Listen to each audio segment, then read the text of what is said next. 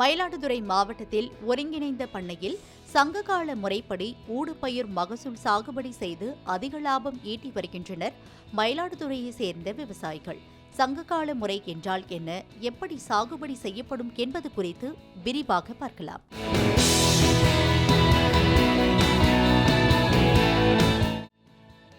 மயிலாடுதுறை மாவட்டம் கடல்குடியை சேர்ந்த சகோதரர்களான சங்கர் மற்றும் வேலாயுதம் ஆகியோர் சங்க காலத்து முறைப்படியே தற்போதும் விவசாயம் செய்து வருகின்றனர்.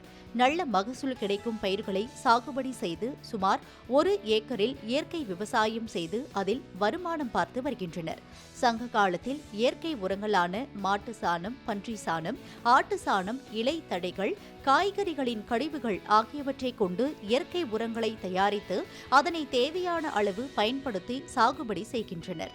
விவசாயத்தை பொறுத்தவரை பல்பயிர் சாகுபடிதான் எல்லா நாட்களிலும் வருமானம் பார்க்க சிறந்தது என கூறும் அவர்கள் நெல், பருத்தி போன்ற பயிர்களோடு கத்திரி, வெண்டை போன்ற அன்றாடம் லாபம் ஈட்டும் பயிர்களையும் பயிரிட்டு அதில் நல்ல வருமானமும் ஈட்டுகின்றனர். பாரம்பரிய விவசாய குடும்பத்தில் இருந்து வந்த இவர்கள் தற்போதும் முழுநேர விவசாயியாக பல்பயிர் சாகுபடி செய்து வருவதாக தெரிவிக்கின்றனர்.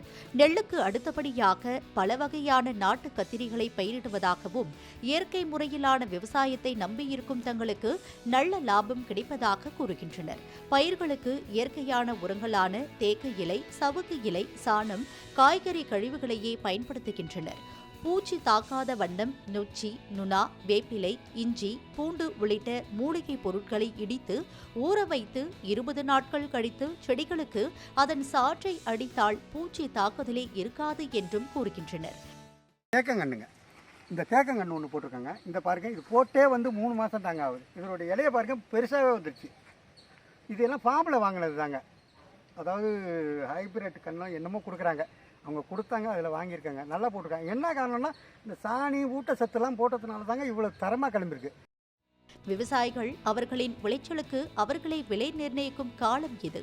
அதை சரியான முறையில் பயன்படுத்த வேண்டும் என அவர்கள் தெரிவிக்கின்றனர்.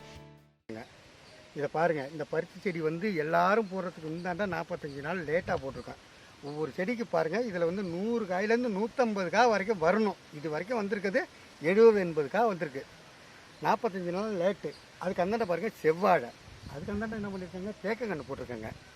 இது எல்லாத்தையும் பாருங்கள், இயற்கை விவசாயத்தில் எப்படி பண்ணியிருக்கேன்னு பாருங்கள். இதை என்ன களைப்பயிர் எதுவும் இல்லாத நல்ல மாதிரியாக செஞ்சோம்னா நல்ல தரமான விவசாயம், தரமான இது கிடைக்கும். இயற்கை உரங்களை பயன்படுத்தி அதில் விளையக்கூடிய காய்கறிகளை சாப்பிட்டால் நோய் எதிர்ப்பு சக்தி அதிகமாகி உடல் வளம் வலுப்பெற்று ஆரோக்கியமான வாழ்வை வாழலாம் என்கின்றார் இயற்கை விவசாயி சேகர்.